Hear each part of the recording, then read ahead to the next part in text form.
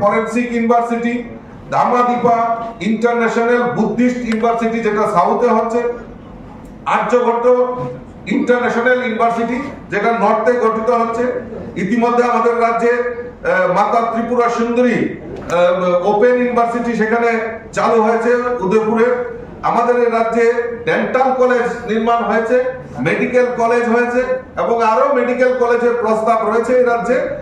ধলাইতে যেখানে আমাদের জনজাতি অংশের মানুষের বসবাস বেশি, সেখানেও একটি মেডিকেল কলেজ নির্মাণ করার জন্য সরকার ইতিমধ্যেই প্রস্তাব দিয়েছে। এবং আমাদের এই রাজ্যে শিক্ষা ব্যবস্থা এবং আরো ডিগ্রি কলেজগুলিতে মান উন্নয়ন করা এবং ডিগ্রি কলেজ আরো বৃদ্ধি করা, সেই লক্ষ্যে আমাদের সরকার কাজ করছে।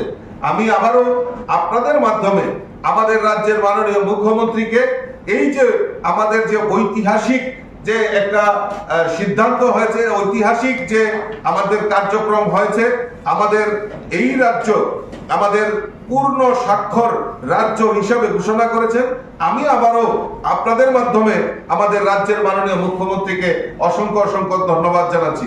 আমরা যদি দেখি বিরোধী দল যারা রয়েছে তারা সব সময় সমালোচনায় মুখর থাকে এবং একটা চিঠি দিয়ে মুখ্যমন্ত্রীর কাছে অভিযোগ জানায় এবং সমালোচনা করে। কিন্তু আমি তো বলবো যে তাদেরও উচিত যে এই রাজ্য সরকারের এবং এই রাজ্যবাসীকে ধন্যবাদ জানানো, কারণ একটা ঐতিহাসিক সিদ্ধান্ত, ঐতিহাসিক সাফল্য রাজ্য সরকারের, যেখানে আমাদের এই ত্রিপুরাকে পূর্ণ সাক্ষরতা রাজ্য হিসেবে ঘোষণা করা হয়েছে। এবং তার জন্য বিরোধীদেরও প্রয়োজন যে তাদেরকে, আমাদের সরকারকে এবং এই রাজ্যের জনগণকে ধন্যবাদ জানানো।